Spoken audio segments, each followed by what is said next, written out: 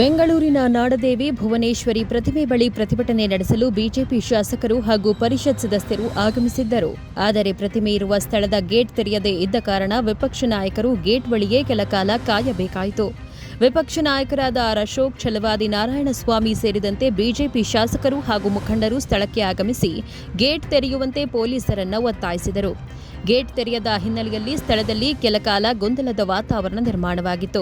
ಪ್ರತಿಭಟನೆ ನಡೆಸಲು ಬಂದಿರುವ ನಾಯಕರನ್ನ ಪೊಲೀಸರು ತಡೆದಿರುವುದಕ್ಕೆ ಬಿಜೆಪಿ ನಾಯಕರು ಆಕ್ಷೇಪ ವ್ಯಕ್ತಪಡಿಸಿದರು. ಬಳಿಕ ಪೊಲೀಸರು ಗೇಟ್ ತೆರೆಯಲು ಅವಕಾಶ ಮಾಡಿಕೊಟ್ಟರು.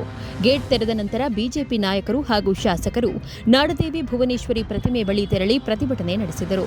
ಬಿಜೆಪಿ ಶಾಸಕರು ಮತ್ತು ಪರಿಷತ್ ಸದಸ್ಯರು ಸರ್ಕಾರದ ವಿರುದ್ಧ ಘೋಷಣೆಗಳನ್ನು ಕೂಗಿ ಆಕ್ರೋಶ ವ್ಯಕ್ತಪಡಿಸಿದರು.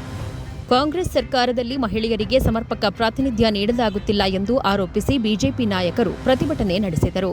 ಮಹಿಳೆಯರಿಗೆ ರಾಜಕೀಯ ಹಾಗೂ ಆಡಳಿತಾತ್ಮಕವಾಗಿ ಹೆಚ್ಚಿನ ಅವಕಾಶ ಕಲ್ಪಿಸಬೇಕೆಂದು ಬಿಜೆಪಿ ನಾಯಕರು ಆಗ್ರಹಿಸಿದ್ದಾರೆ.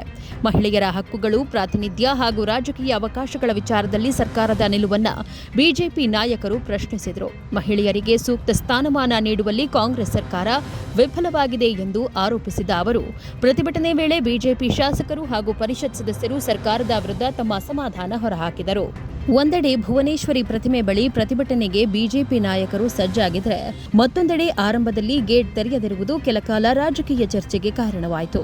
ಕೊನೆಗೆ ಪೊಲೀಸರು ಗೇಟ್ ತೆರೆಯುತ್ತಿದ್ದಂತೆ ಬಿಜೆಪಿ ನಾಯಕರು ಪ್ರತಿಮೆ ಬಳಿ ತೆರಳಿ ಪ್ರತಿಭಟನೆ ಮುಂದುವರೆಸಿದರು.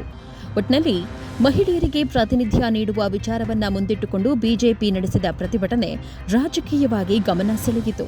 ಪ್ರತಿಭಟನೆಯ ಮೂಲಕ ಸರ್ಕಾರದ ವಿರುದ್ಧ ಬಿಜೆಪಿ ನಾಯಕರು ತಮ್ಮ ಆಕ್ರೋಶವನ್ನ ವ್ಯಕ್ತಪಡಿಸಿದರು. ಬೋಸಮ್ಮ, ಪ್ರಗತಿ ಟಿವಿ, ಬೆಂಗಳೂರು.